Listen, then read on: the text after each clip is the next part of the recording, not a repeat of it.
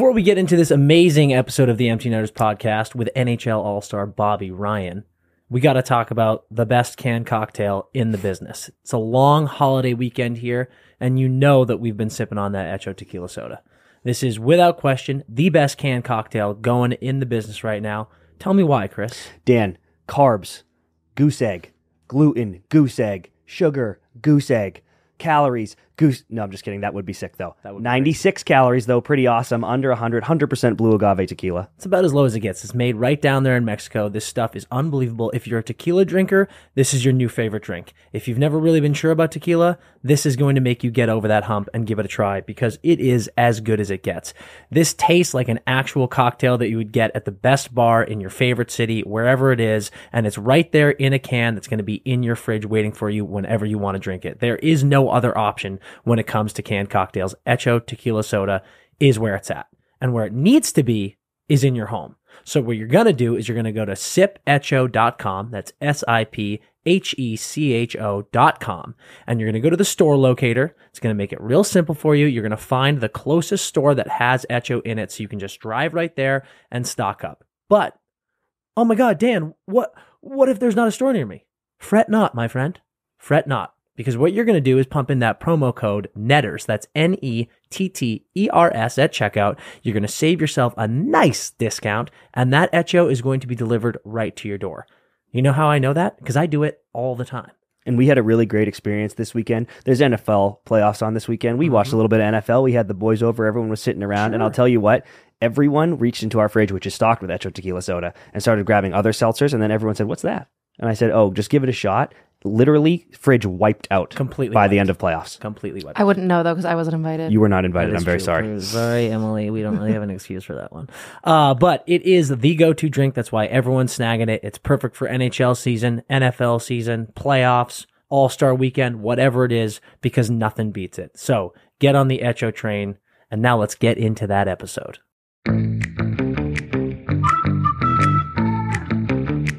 We've got an amazing episode of the Empty Netters podcast going today. We are joined by Bobby Ryan, former Anaheim Duck, Ottawa Senator, Detroit Red Wing, former NHL All-Star, Olympic silver medalist. This guy is a beauty. He's down in Nashville right now, just working on his golf game, being one of the best dudes you'll ever meet.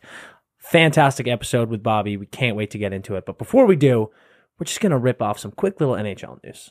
Just some quick stuff. I love it. Let's get into hottest teams of the week. Okay. We gotta let the people know who is ripping up the NHL right now. Like we did last week, we're mixing up hottest team of the week. We're gonna just tell you during midweek what it's as hot as, because you guys need to know for reference. It's important. It's important to know what's going on in pop culture and what's going on in the world, and the best way to do that is compare them to hot teams in the NHL. There you go. Who's the third team of the week? I'm going to start this week. The third hottest team of the week is the Edmonton Oilers. They had a big West Coast week, Dan. They started off by losing to the Kings, actually. So a little bit of a rocky start. But since then, they've won 3 straight. They beat the Ducks 6-2. They pummeled the Sharks 7-1. And then they held off Vegas 4-3. So they're the third hottest team. They're still a 500 team, and they need to pick it up a little bit, to be honest. But they are getting it done lately. I mean, they legitimately might miss the playoffs. It's fascinating. I feel like we talked about a while ago. I mean, everyone got so confused by the clip we put on the internet of saying that McDavid's not the MVP. That's not what we were saying. We were saying, I'm not sure if it is a lock, because the Oilers might miss the fucking playoffs. And frankly, dude, it is a lock. To all the haters, you're right. It is a lock. He's going to win it. He's going to have 160 points. Like we said, he's the best player in the league. But it is crazy. And they got plenty of time to make the playoffs. But it is crazy if he scores 160 points and they miss the playoffs. It's absolutely insane. Grow up. Second hottest team of the week is the New Jersey Devils. We talked about how these guys were kind of falling behind the Hurricanes, by the way. Shout out Hurricanes, just still top of the Met. Hot. The Devils are right on their heels. They had a 3-0 week. They're on a 4-game heater, beat the Rags in OT, beat the Canes 5-3, so they're sniffing. They're getting up there. Huge win for them. And they're on their West Coast swing, and they're currently dominating, beating the Ducks 6-2, the Kings 5-2, and they're looking to complete that sweep against the Sharks tonight on Monday. I like their chances. I like their chances too. They're a hot team. Love it. Devils hot. I get it. Yeah. Can I guess your number one? Yeah. What if it's wrong? That's okay. That'll be good content. But this is you're getting involved. Well, I'm going to pick one. If this is not yours, it's mine. Okay. Emily's hottest team. I actually love this. We have to add this to hottest team. You want to go? Yeah, actually, this is the new graphic. Will have your hottest team of the week. Before we tease our hottest team of the week, Em, who is your hottest team of the week? I'm going to go with the Kraken. Bang! That is ours. That's our hottest team of the week. Why do you think they're hot, Em? They are on an 8-game winning streak. And apparently they have this is NHL history. They're to first team in the NHL to sweep a road trip of at least 7 games. Wow, that is a sick stat. I didn't even know that. Look at producer M coming in with NHL stats. I also have some hot ice too. Oh my God. Yep. Well, let me just pile on with you real quick. Please. Because please, the Kraken were our second hottest team last week, and they jumped up to the top spot because, as Emily said, 8 in a row is a real deal. They beat the Habs 4-0. Beat your Sabers, Dan, 4-3, I'm sorry to say. They gave the Bruins their first home regulation loss of the season, 3-0. That has not proven easy at all. And then, standard in this segment, they had their beer league win 8-5 against the Hawks, which is always nice to see. The Kraken might win the Pacific. Like, that is no joke. Like, they're literally right behind Vegas, and they might win the Pacific. Yeah, they truly As Dan might. would say, they are a wagon. They are a wagon. All right, Em, what's your hot ice? Okay, well, one of these is sad. Actually, 2 of them are both sad. Sad ice. Sad ice. A former NHL player passed away yesterday. Gino Ojic.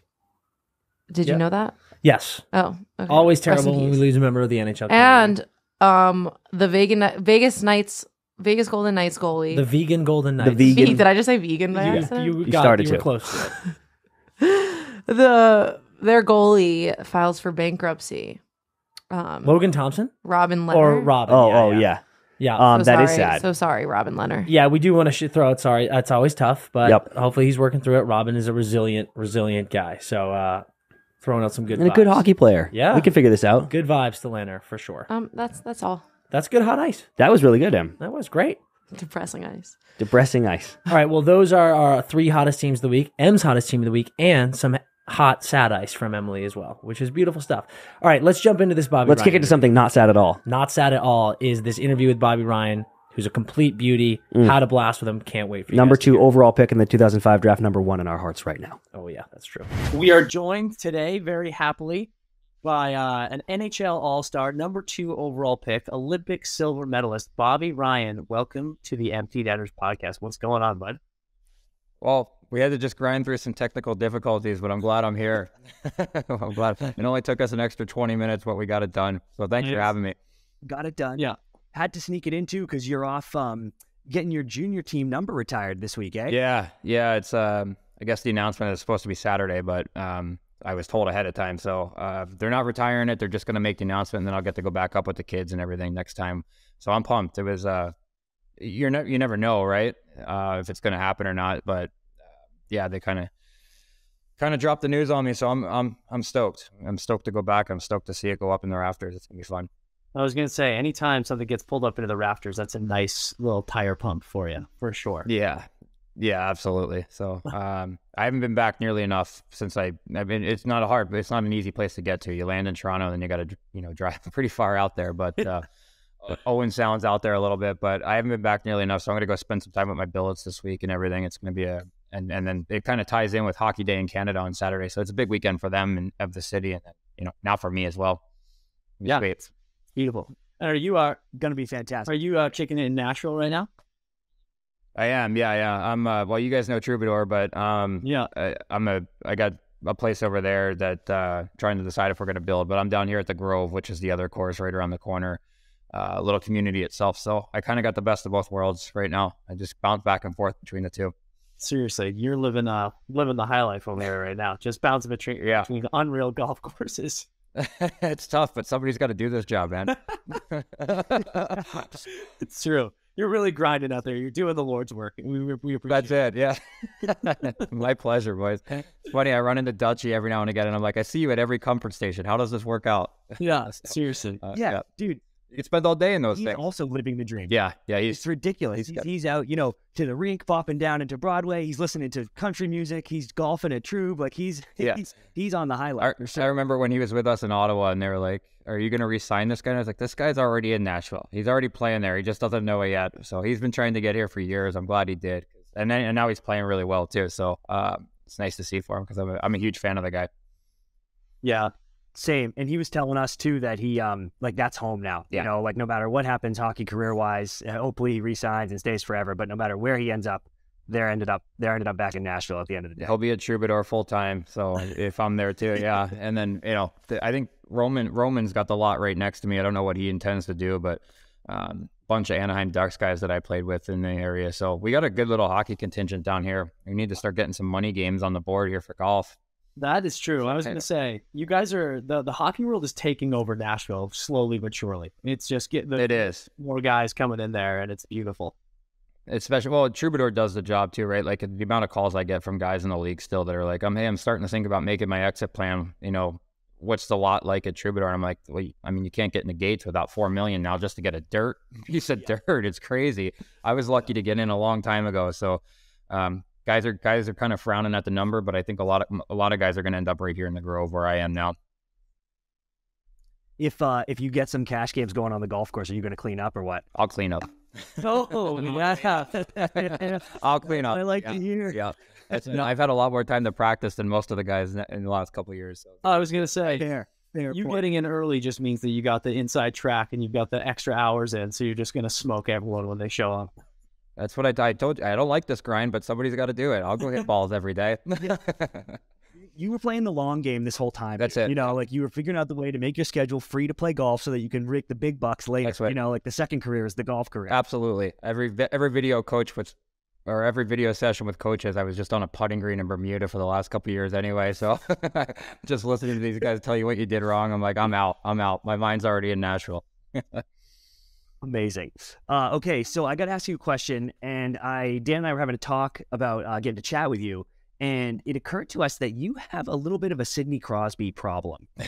As I look at the full scope of your career, who doesn't, man? Yeah, really. But I want to start with, of course, the draft. So 05 draft, you go second overall, like Dan said, which is amazing. And a lot of people, I think, forget that was coming off the lockout. It was. So it was like chaos. There was the whole lottery, and it's like, a few teams were getting 3 balls if you didn't have a playoff appearance or a first-round pick. I think it was the Jackets, Sabers, Rangers, and Penguins had the 3 balls, and the other 3 kind of got bagged. Their picks fell really far, but the Penguins either lucked out or it was rigged, whatever you want to call it. Yeah, I don't know. Yeah, I don't know.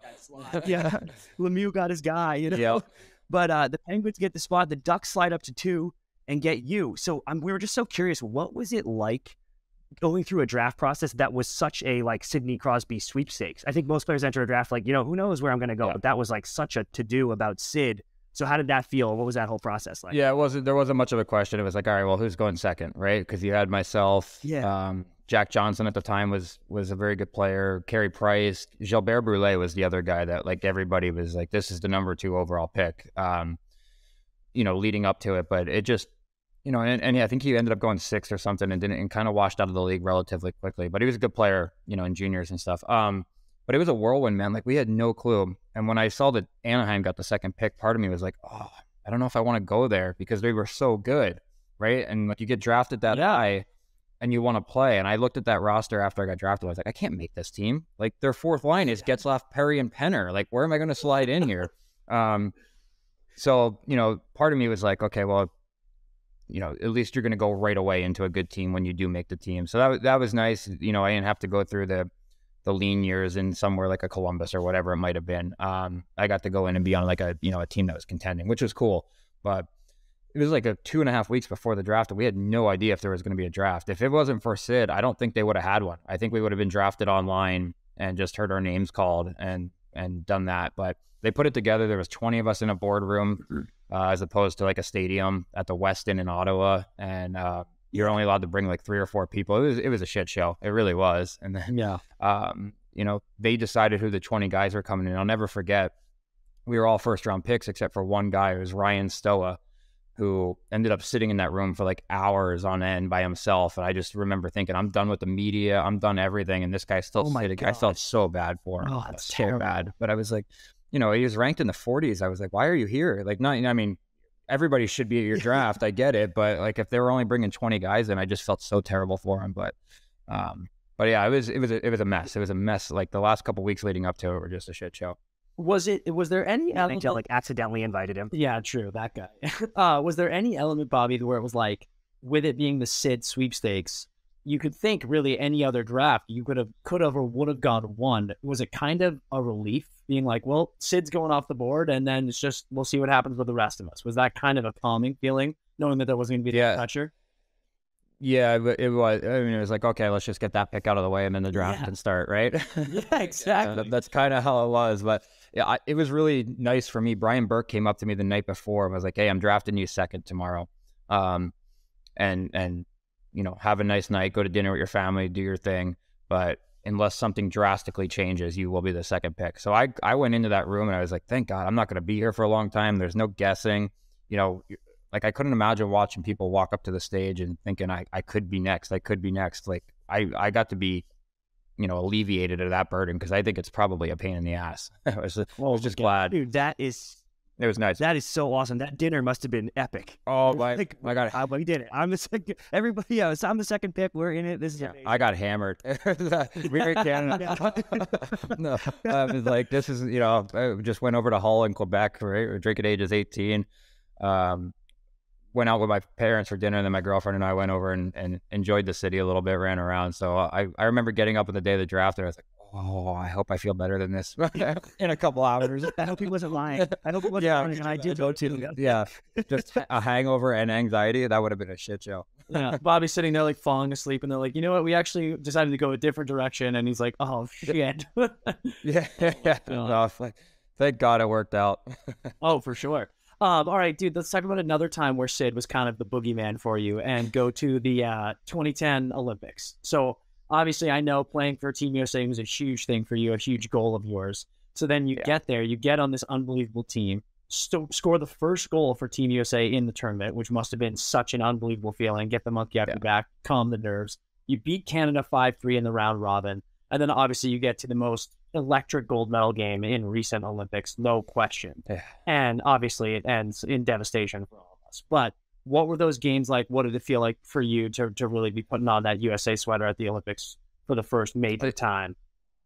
It was nuts. I had a really turbulent relationship with USA Hockey, with the NTDP program that I kind of skipped out on and went to the OHL. So, I went to World Juniors in Vancouver as well, and if it wasn't the second pick, I don't think they would have taken me. They just had no choice. They actually took me my underage year, and then didn't take me back the next year. I was like, all right, well, we took them once. We did what we needed to do, but I remember I was like third or fourth in the OHL in points, and I got cut the next year when they went to Sweden. I was like, this is nuts. So I just didn't.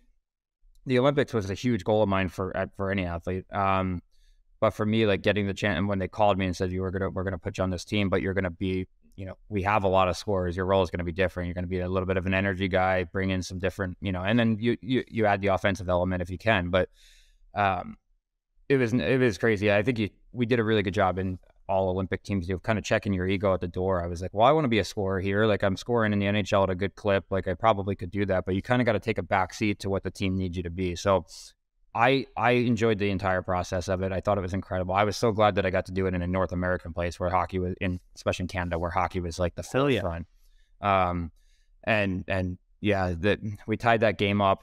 I think it was Zach that scored the game. It was. Goal. Yeah. I was gonna say, was that crazy goal one of the most electric moments of your career? I mean, watching his fans almost burn the house down. It was so insane. Yeah, it was nuts, dude. It was and then you finish the period and you go in and everybody's just, before the game was really quiet, and then after we tied it, everybody was just flying around, right? At the excitement level, and we're like, we got the momentum, and then 4-on-4 hockey sucks. It changes everything. And to lose in 4-on-4 fashion, I think is you can say the same thing about shootout, but I always think that a game of that magnitude should just be 5-on-5 till somebody gets it done. Completely. It might be a little, it's a little old fashioned. I get it. People want to see open ice stuff, but I don't know. It sucks. Crosby. Well, that's what I'm saying. Fucking Crosby, man. It's just unbelievable. Yeah. That goal was. Oh, I mean, it's you got to say it in its own right. For the Olympics, for Canada, for him, it's an iconic goal moment. But God, it was backbreaking. Yeah, it was. And then the emotions you go through on a gold medal game day, all day long, are just incredible. And I remember we went out that night, and then everybody left the next morning. Right, it was the last thing of the Olympics, so everybody's kind of clearing out, and I'm getting on the plane. And I'm like, I have to play the Colorado Avalanche tomorrow after this. It's how do you get up for this, right? Yeah. Yeah, and then I got to play with Getzlaff and Perry on a line, who just beat me for the gold medal. Oh, yeah. I was like, you bastards. Were they gracious about that, or did they kind of rub your nose in it? Okay. Yeah, of Never course. rubbed my nose in it once. Yeah, they were incredibly gracious because I mean, I also had Pronger and Niedermeyer on the team, so I lost to 4 of my teammates, and then it was just me and Ryan Whitney, right, on the American side. But they never once brought it up. It was like I give them credit because I would not have done that. I would have brought that up immediately. Yeah, you would have strutted into the locker room with your gold medal hanging around your neck. Oh yeah, I would have been a Conor McGregor walk right in the middle of the room for sure.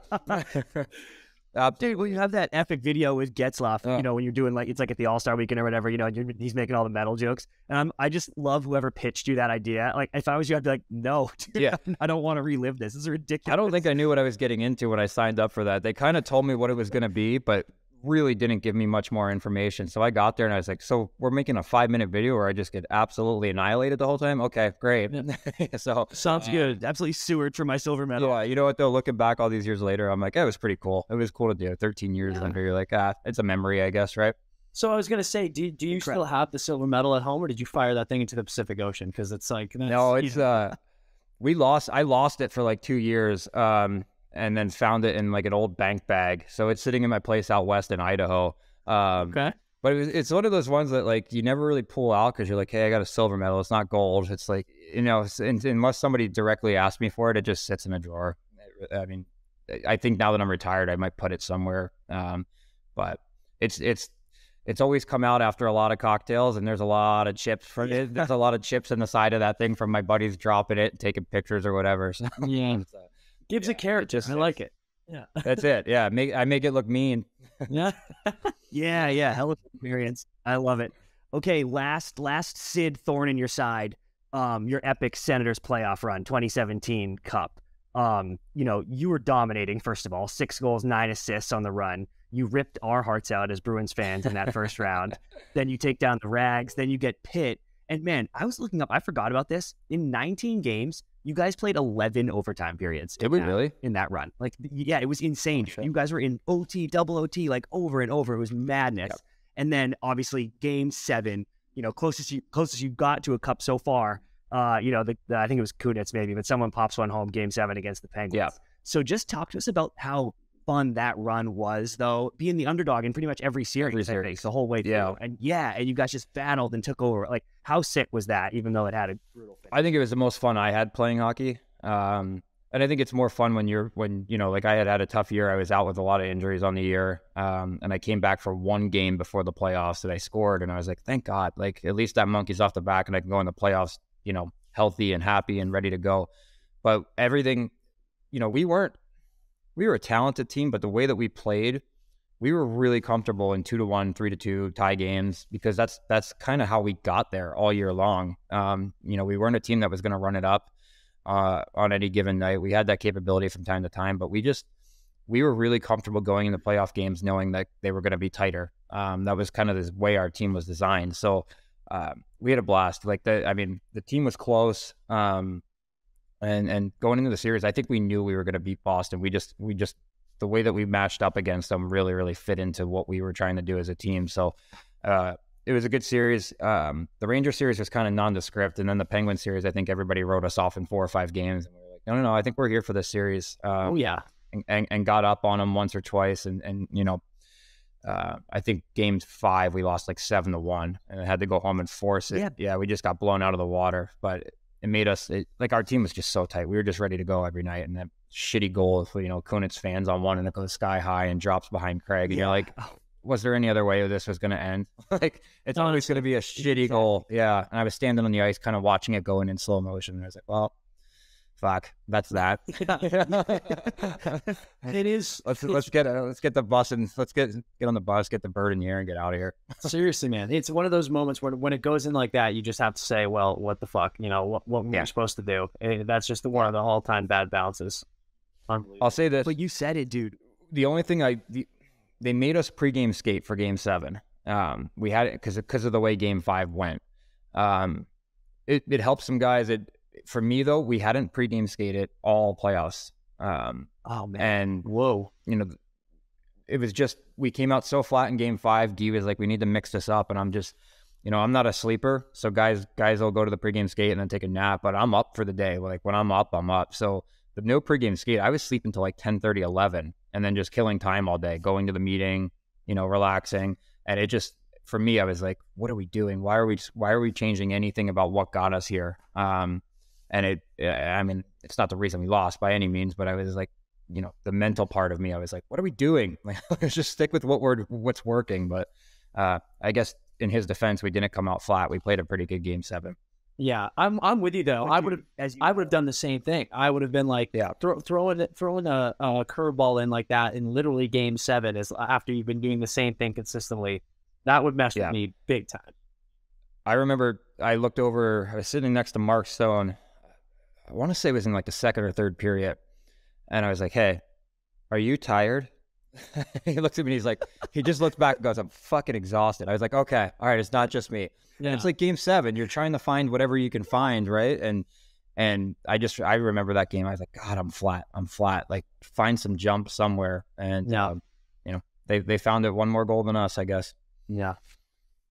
I love that behind the scenes because hockey players are a superstitious bunch, as we all know on the call. So that mixing that up is crazy town to me. And I also love, dude, the relatability of you see these pro athletes just going so hard. Game 7 OT, like you said earlier, I'm all about 5-on-5 continuous OT forever. I hope these games go all night. Yeah. But as a fan, when you're watching, you guys do feel like hockey playing robots to me, where I'm like, yeah, they're fine. Just hit the turbo button and you're good. But it's like, no, dude, I'm fucking gassed. This is a lot. I always say it's like you get like 4 out of 10 games where you're just like, oh, I gotta find something. You gotta find, like, we're in Newark on a Tuesday at 7:30. you gotta find it somewhere. Yeah. And it's like how many energy drinks can you take? Because that's what the playoffs were.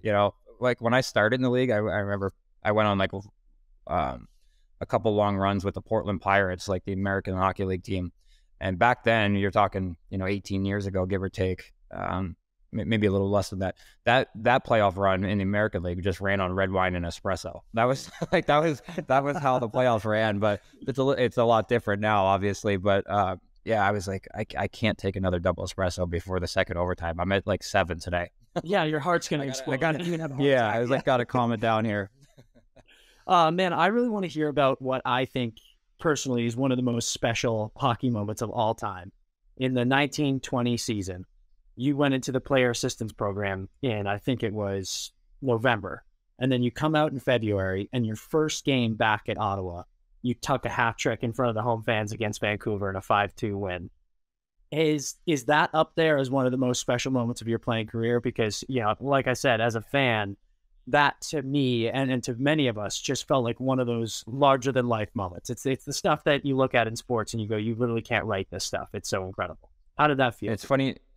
It was crazy, but so I had actually played 2 nights before in Nashville, my first game back. And I was supposed to play the night before, and they called me at 3:00, and they were like, the GM forgot to activate you. So I had been like, I was like, that sounds about right. This is the sense, right? Yeah. So I was like, all right.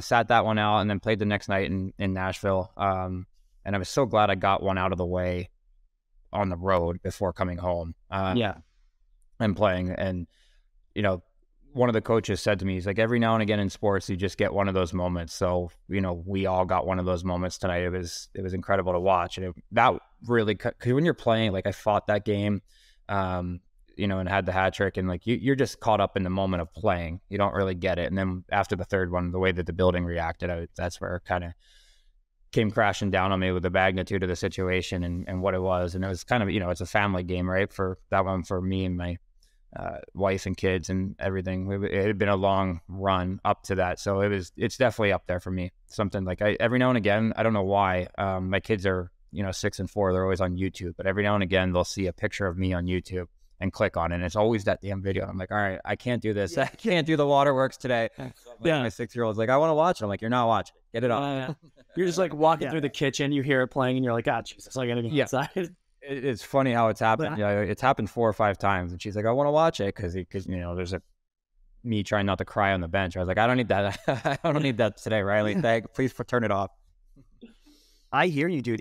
It's like with the fan, everyone's chanting your name. Like everyone's got to sign up. The boys on the bench are like pounding the boards. Yeah. It's emotional for me to watch. Like when I need a good cry, I throw that on. I can't imagine what it feels like for you. I'm getting the chills just thinking about it. Honestly, like it gives me chills every single time.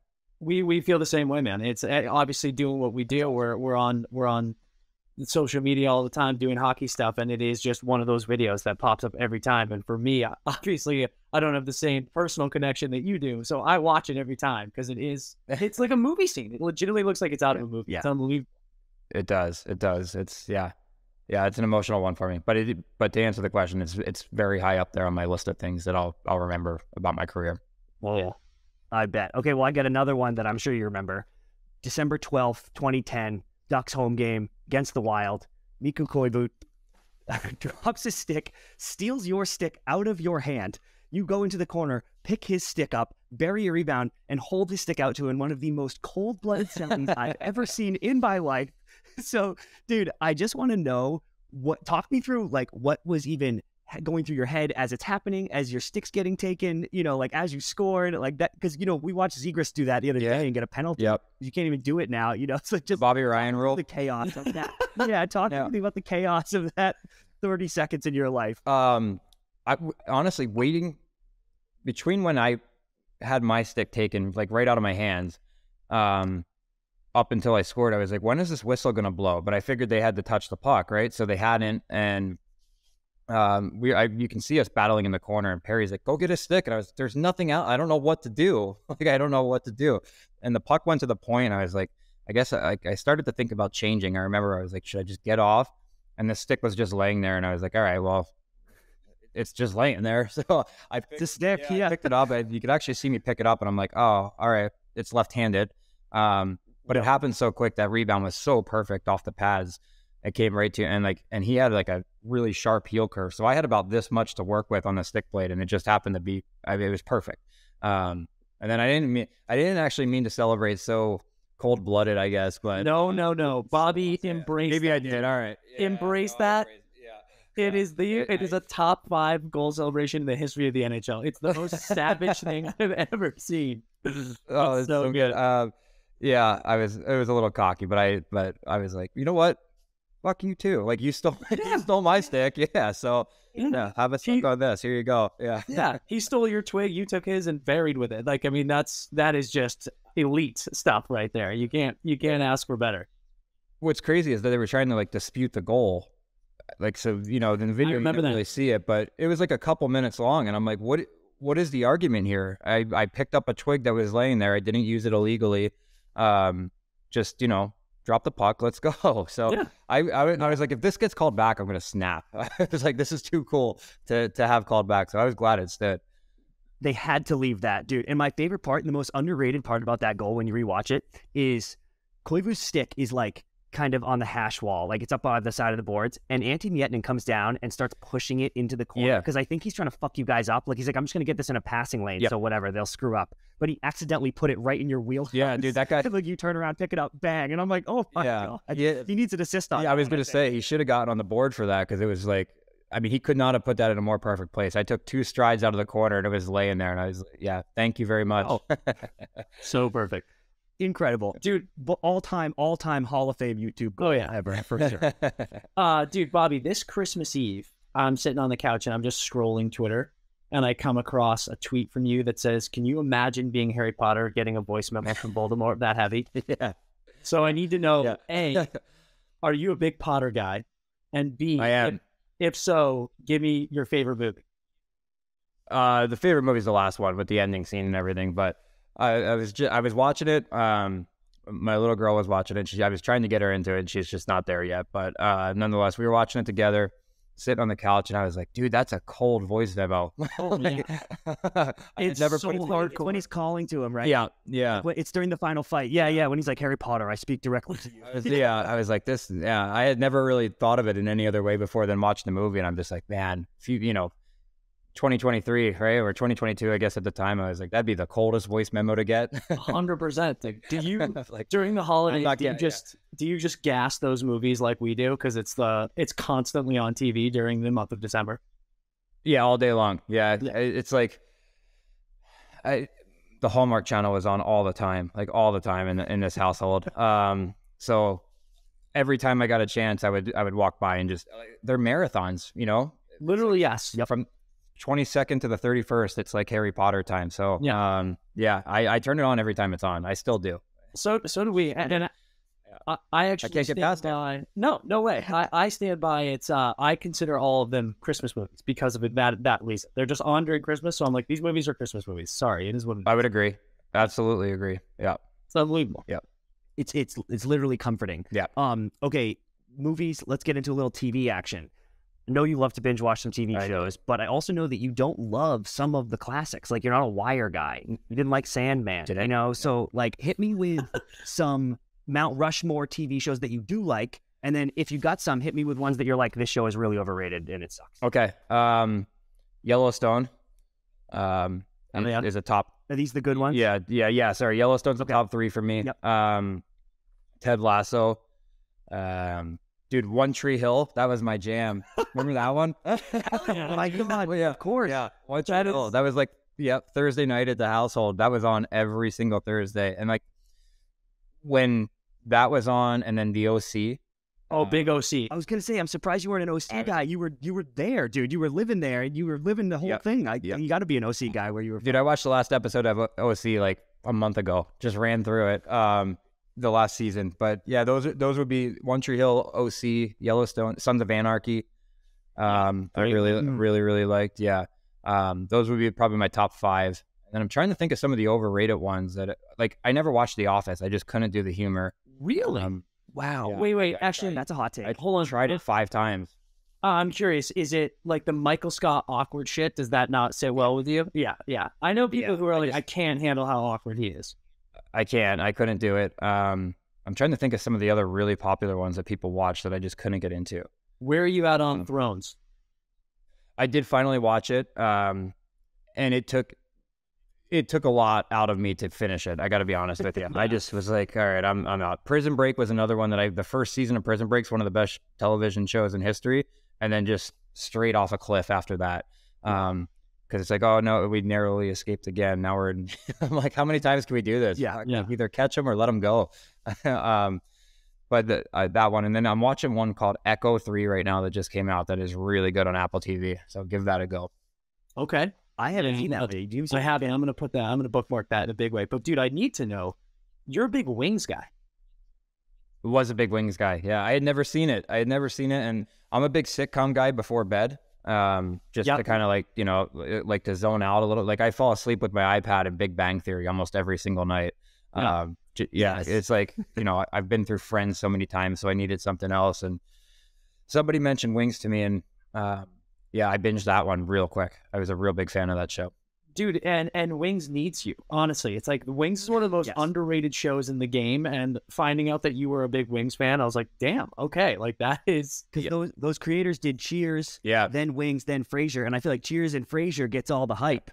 But so we need a couple Wings heads out here going. I'm with you guys, boys in Nantucket. I'm in. The boys in Nantucket. I'm in with you guys. I think that show just kind of got blown out of the water ratings wise because it was on at the wrong time. Like if that was on a year or two differently in either direction, it would have been a bigger hit. But I absolutely love the show.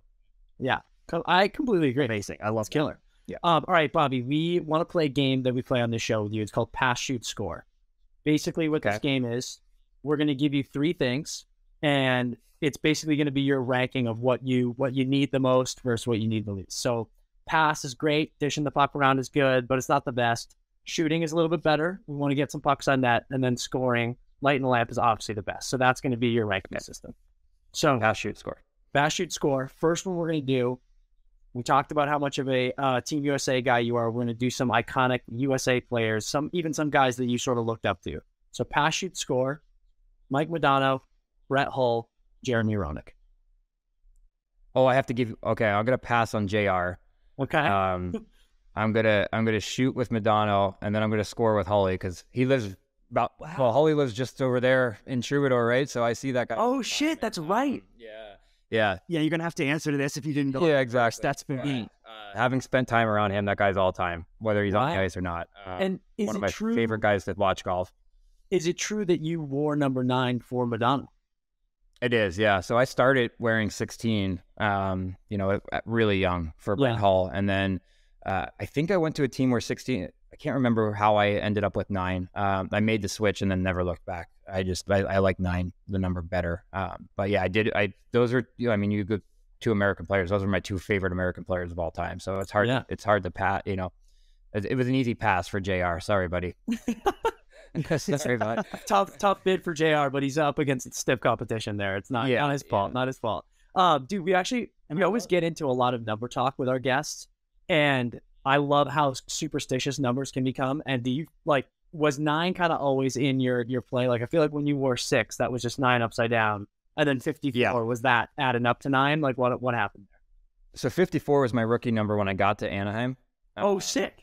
Yeah, so that was like my first training camp number, and then generally what they do is they give you a lower number. Like Brian Burke's really, really big on this. You don't get a lower number or to pick your own number until you're very solidified. And like I had 2 30-goal seasons before I was allowed to switch. And they always knew I wanted 9, but Paul Curry was there. So it was kind of this, ominous thing. Do you do it or do you not? And one night I just walked in and we were getting ready for a game and I looked in my stall and I was like, holy shit, that's a number 9 jersey. Like I had no clue, right? That's how you found out. Nobody told me. Oh my God. Yeah.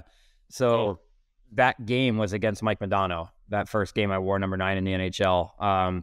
And I remember telling him, I was like, I grew up on you, bud. If you're the reason I wear this. And he's like, that means I'm getting old. And I was like, yeah. So I actually, yes. So there was a picture. I got to find it because I'd like to blow it up on canvas of me taking a draw against him that night. And then I actually scored a really pretty goal that night where I kind of went end to end and blew right past him. So I like to give him shit about that every time I see him. Yeah, that's beautiful. Dude, he went far best night ever. Yeah, it was pretty cool. Yeah. It was really unreal. Yeah, what a sick story. My God. Unreal. That's a great way to find out. Okay, ready for the next one? Yep. Okay, we're doing hobbies, okay? Pass, shoot, score, playing 9 holes with a bunch of your boys, playing guitar, maybe ripping a nice Ray LaMontagne song, or spending a nice quiet morning lake fishing and the fish are biting. Okay. I'll pass on the fish. I'm not a fisherman. I never spend a ton of time. So pass there. I'll shoot the guitar, playing a little bit, hanging out by yourself. And then it's hard to pass up on. You got to score with playing with the boys. 9 holes. I hate 9 holes though. I got to play 18. Completely I can't do 9. I bet you play more than 18, dude. I figured you're running some 36ers. I got no problem running a 36er. Never. Never. Yeah. I'll play all day long. We know you're a huge golf fan. Who's some of your favorite golfers right now? I've always been a Spieth fan. I really like watching Rory. So they're kind of the nondescript answers, right? They're the same as everybody, but I can't do the John Rahms. He just looks like a potato out there. Yeah. And then Scotty Scheffler, I'm not a big fan of.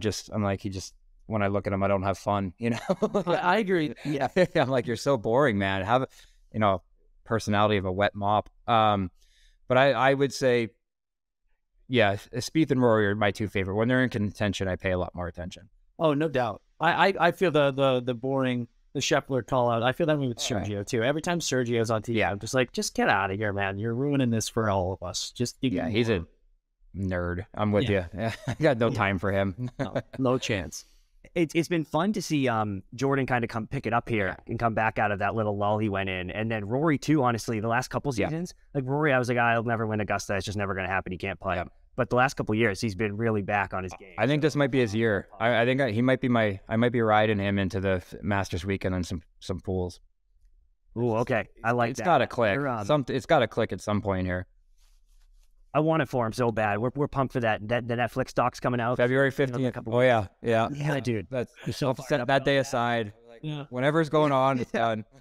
Bobby, you are so locked into the golf game right now. I love it. This is a great era for you. It's beautiful.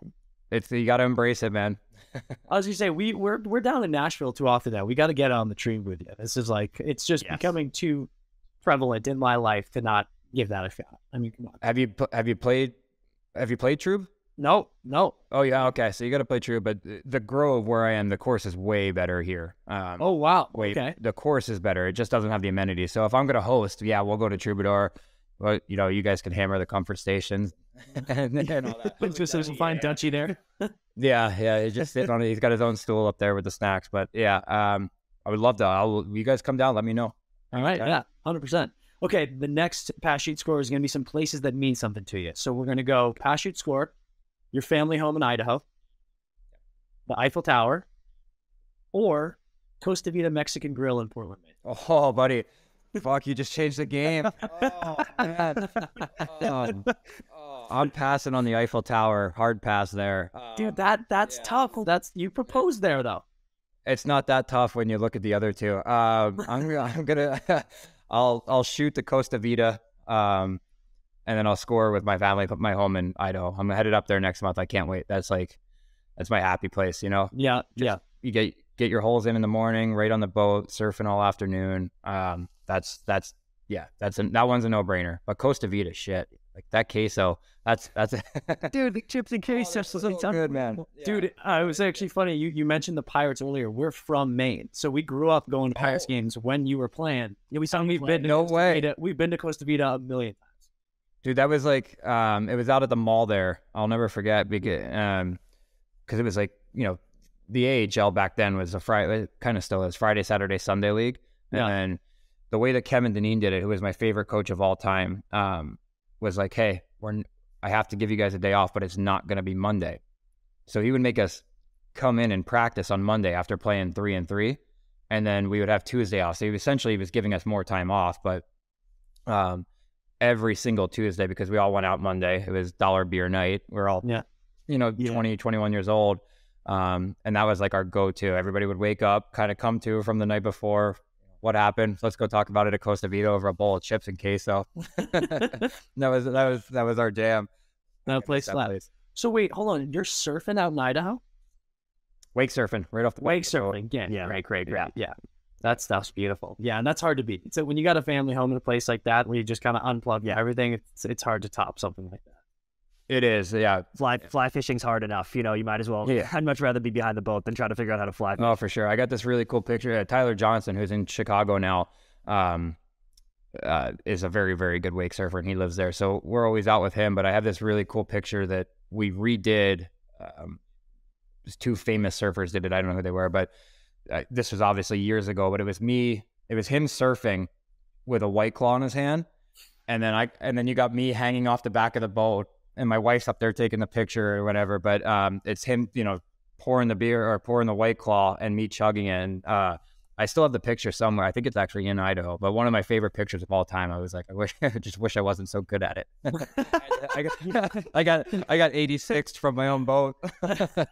Yeah. Oh, we gotta get that picture and then the you and Madonna picture on canvas. I do. Blown up on the balls. Like, we need those right next to each other. Yeah, actually, I'm going up to pack some stuff up. I actually might pack that picture up because I'm trying to bring more of stuff down to my place here in Nashville.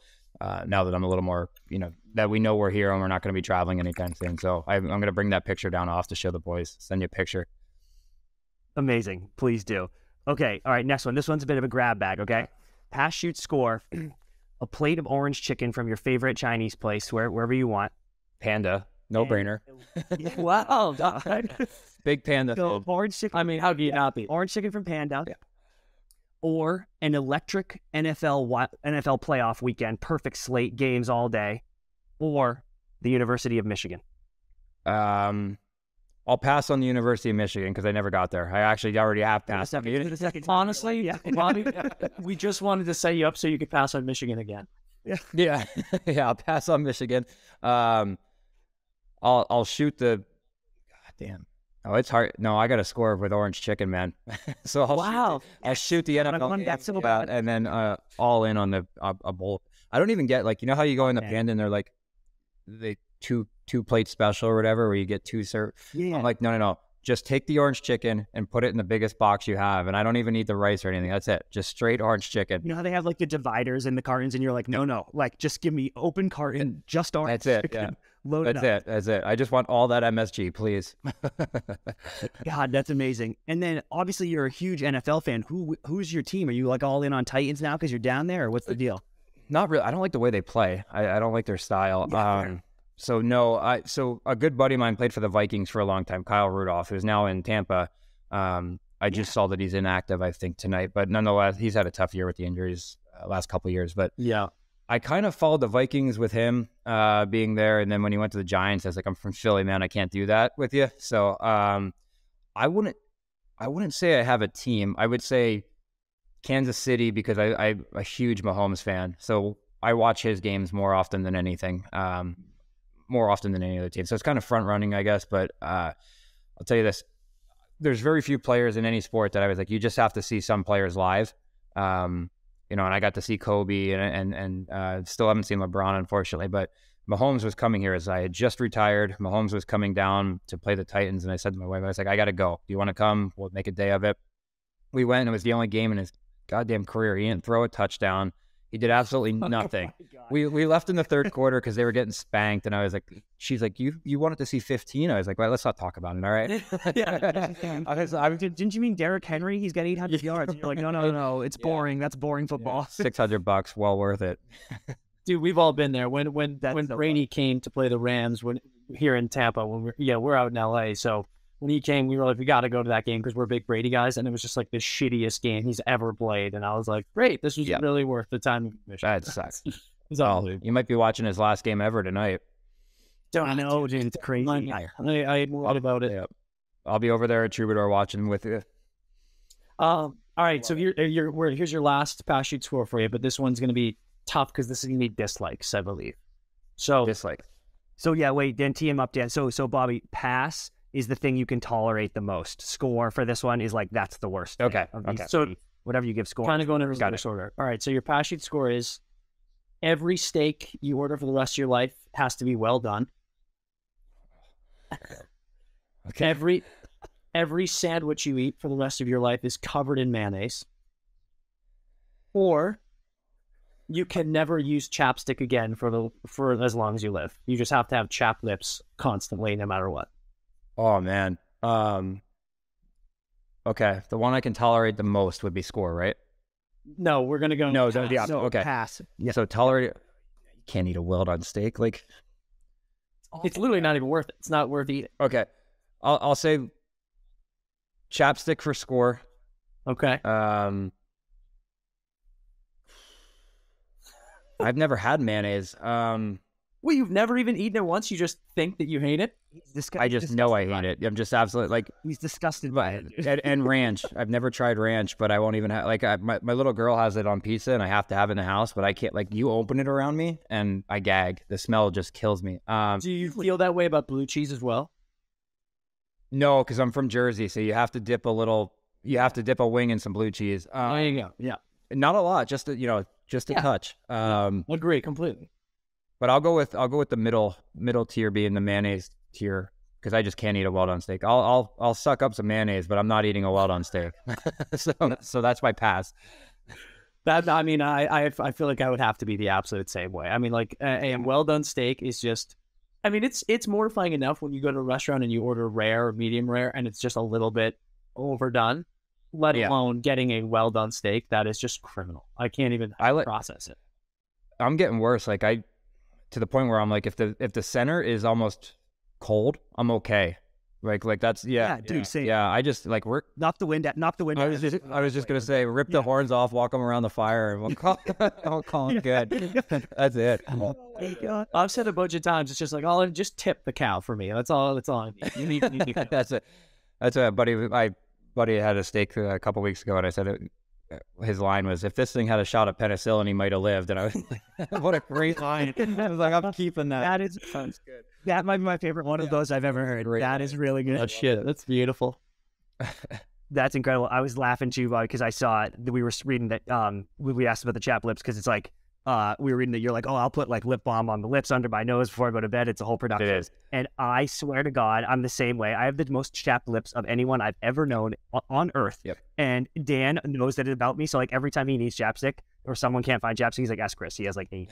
I'm pulling him out of. Oh yeah, I got Aquaphor running all over. Yeah, all over the master bedroom back there. There's tubes of Aquaphor. I wake up in the middle of the night and put it back on.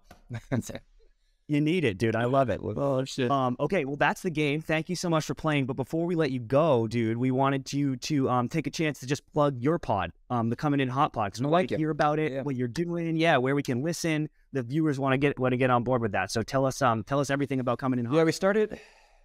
It's been going for about 2.5 months, so we're building. There's not much of a market, or there was a market for a really good one with some ex players talking about, Ottawa and the Senators. They're, there's a few local ones, but not guys that have actually been in the room and things like that. So we saw this market and named it after my first ever tweet about going to Ottawa when I said I'm coming in hot. I wanted to ask that. That's awesome. It just kind of tied in, right? So Brent Wallace, who was with TSN, is kind of doing the hosting and kind of steering the conversation. But we're having a lot of fun, and there's like Yorkie played in the league for a long time, played in Anaheim, played in Nashville, and some other places overseas as well. So the stories that we're able to kind of go back and forth on are just incredible. And it's tough because you got to make them PG for the podcast, right? But at the same, and then especially when you're talking about guys that are still playing there and things like that. But yeah, Coming In Hot. It's on YouTube. I want to say. I don't know anything about it. I got to be honest with you. I just know it's coming in hot.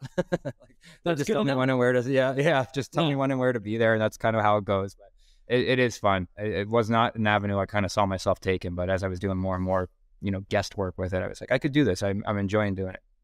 Yeah, you're great at it too, because it's a new thing and it's already buzzing, which is absolutely beautiful. But before we let you go, dude, is there anything else you want to plug? What's going on in your life? What do you want to shout out at all? Not much, man. I'm just lowering the handicap day by day. There you go. Yeah, baby. It's tough, man. It's tough living. But no, I'm good. What is the handicap these days? I can't tell you guys because I keep it pretty high. So fair. That's actually okay too, because we can't let any of the guys that are coming down to Nashville know, because when we start putting some money on these homes, we need to have them come in the dark for sure. Well, when I play with the guys, and we're playing for money, I'll tell them what I should be. But I was playing in these celebrity tournaments, and you just can't even compete unless you keep it at like a 9, 10, or 11. Yeah. So I keep it at like the bare minimum of that. And I think I play at those tournaments at a 9. And I still don't sniff it. People card 59s out there all the time. I'm like, you're not a 22 handicap then. So it drives me nuts. You're lying. Yeah. And then you play against the females and those things. You're like, I got to give you 70 yards and 2 pops. Okay. Just tell me to go home. I'll stay home. I'll play Grove. Yeah, no kidding. But no, it's getting pretty low. So yeah. Okay, good. What area of the game needs improvement? Driver. How do we get a work? Driver. Oh, yeah. Really? Yeah, me too. I missed the fairway, and you got to be in the fairway to score. So we're getting there. The game. Yeah, I was gonna say, all right. Well, next time we get down to Nashville, we're gonna link up so we can get out on the course, because that's an absolute bucket list that we've got to do. Absolutely, not a problem. You guys just let me know. I'll be here for sure. All right, you know it, buddy. Enjoy dinner. Enjoy dinner at the Troop. Enjoy Brady. Will do. It should be a fun night. Thanks so much for coming on. We'll have you on again soon for sure. I would love that. Yeah, it was a blast. It really was. Thank you. Fantastic time with Bobby Ryan. Huge shout outs to him. Huge thank you to him. We're going to Nashville and golfing with him. Dude, I am so jealous of his setup. Like every time I see an NHL player, I'm like, oh, I'm jealous because they're in the NHL and that's cool. Fuck that, dude. I'm jealous of Bobby Ryan. He's just bouncing back and forth between the two of the best golf courses in Nashville and living his best He life. loves music. He's surrounded by some of the best music, some of the best food. He's got a beautiful family. He's playing golf every day. He's got his kids watching YouTube videos of the most iconic moment of his NHL career. Got a Senators podcast. It's like, man, he is killing it, and good for him. Yeah, good for him. And I just hope Bobby is very aware that we are in Nashville a lot, and I am taking him up on that offer. And that wasn't an empty, that was better not be empty promises, because I need to get out on the course immediately. Certainly not. All right, let's wrap up this episode as we always do with a couple of our segments. Take it away, CP.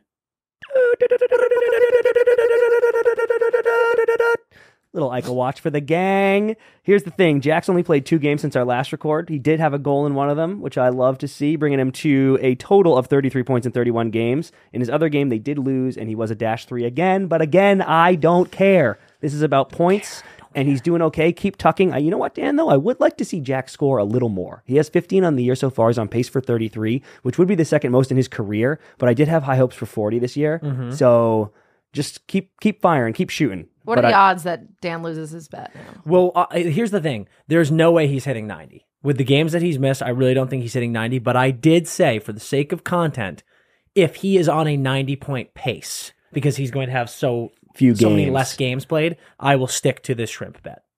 That's nice of you. And he's still needs very on pace for 71, but there's no caveat there. Like if he misses too many games and can't get to 70 or 72, which was my whole thing. People thought that I was doubting his playing ability. I was doubting his ability to stay healthy after everything he's gone through so immediately. And I told everyone it was free money, which it is. Yeah.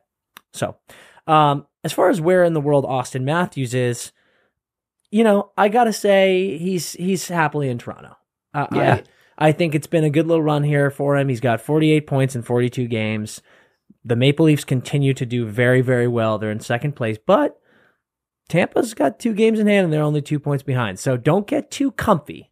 Yeah. And I will say, big tilt over the weekend with the Bruins and the Maple Leafs. It was my game to watch last week. It was an unbelievable game, and Matthews tied it up 3-3 in the third period with a absolutely disgusting goal. He's just a great player. It was just like... I love watching him play phone hockey. booth, stick handling, shelf job, top cheese, all the stuff, all of the toppings on it, all the fixins. And he just looked very swaggy while celebrating it. So he was in my head. Yeah. I was a little worried.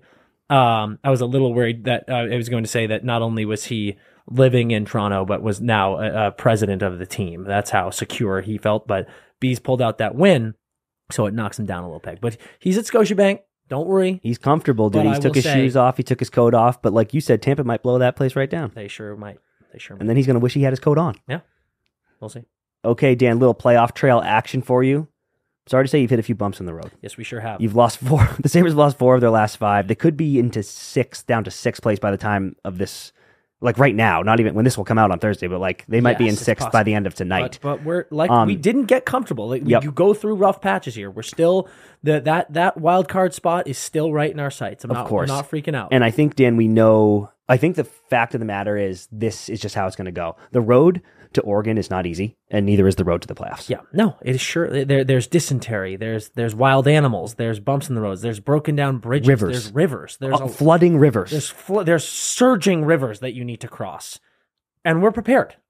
I hope so. We got too comfortable in the beginning, but we have stayed sharp since this. We're going through a tough spell here, but the Sabres are going to be okay. Amazing. Do you have anything for the fans to watch? I sure do. I got 2 games for you guys to watch this week. We're going to go a Thursday night game, so this is the day this episode comes out, and we're talking about them right now. It's a Sabres game. Sabres Islanders. 2 teams, little New York game. action. Very similar records, very similar teams. They've got similar shit going on. Similar aspirations. They're similar aspirations. It's our similarity game of the week. Islanders Sabres, Thursday night. And then Saturday night, I always love to give you guys a little Saturday game.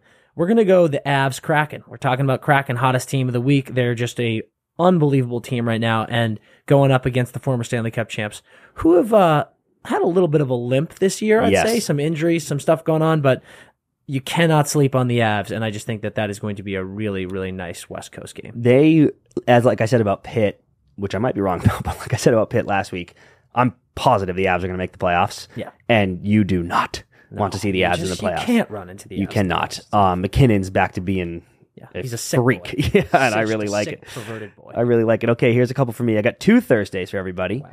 Jets at Leafs.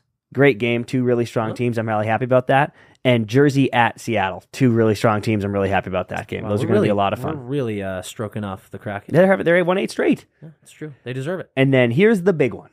Monday night. Columbus at Calgary, the return of Johnny Hockey. Oh, that's for the first time he's been back all in Calgary. Year. Hey? Yep. Wow. I cannot wait for the reception. Okay. It's got to be good, right? Absolutely. I mean, I know they're pissed at him, but it's got to be good. There's got to be video tributes and everyone happy.